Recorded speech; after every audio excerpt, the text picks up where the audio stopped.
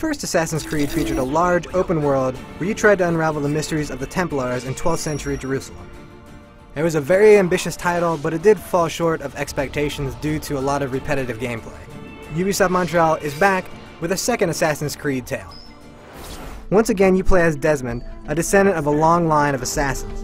Instead of playing as Altair, this time you're going back to the Italian Renaissance to play as Ezio, a man who's not actually normally an assassin, but who's driven to become one due to some tragic events in his life. A pity we could not let your father live to see it. You're gonna have a lot more toys to play with in Assassin's Creed 2. For one thing, it's a sequel, so obviously one blade is not enough. This time you get 2 Assassin's blades. That's right, double the fun! But there's a lot more to it. You're gonna get a lot of really cool toys because your best buddy is Leonardo da Vinci. Yeah, you know, the guy from the Da Vinci Code? That's right, he's your best friend, and all those crazy inventions that he dreamed up back during the Italian Renaissance are gonna come true for you. That includes his famed flying machine, which, you know, was only a concept drawing back in the days, but through the magic of video games, you gotta actually experience it and fly it. A lot of the familiar gameplay elements from the first Assassin's Creed are back, but they've all been improved slightly. You're still gonna be able to climb up buildings, run around rooftops, but it's all gotten a little bit more complex, and it starts with the AI. Now, in the first Assassin's Creed, you jump in a bale of hay, and you were fine. Now there are guys called Seekers who will actually go out and stab that bale of hay just to see if some guy's inside. The good thing is, when you're in a hiding spot, you can kill guys too. Now, combat's also been upgraded.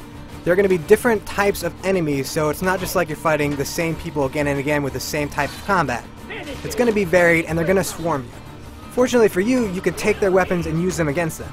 Now, you're still a stealth guy, so you don't want to actually grab like a halberd and kind of run around, you know, rooftops with it, but you can use it for a second just to stab a guy through the gut and take care of him. The best news about Assassin's Creed 2, though, is the fact that they revamped the mission structure. And that is, they took all of the boring, repetitive investigation elements and just threw them all out.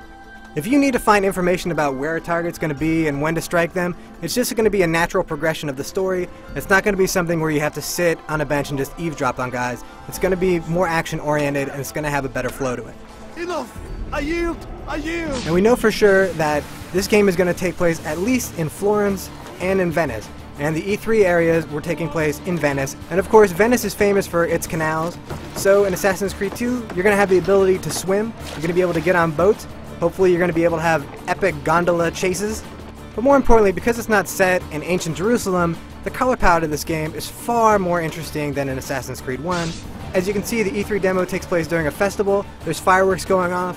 There's lovely blues and greens and color actually in the world. And the crowds have a lot more animation and a lot more life to them. They feel more alive. They're not just walking around mindlessly from place to place. They actually have stuff to do now.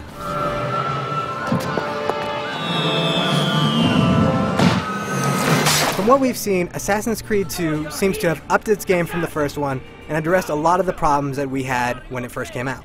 Though we only got a little taste of Assassin's Creed 2 at E3, it was enough to whet our appetite and make us hunger for when this game comes out in November. Plus, Ubisoft Montreal added a gun. How cool is that?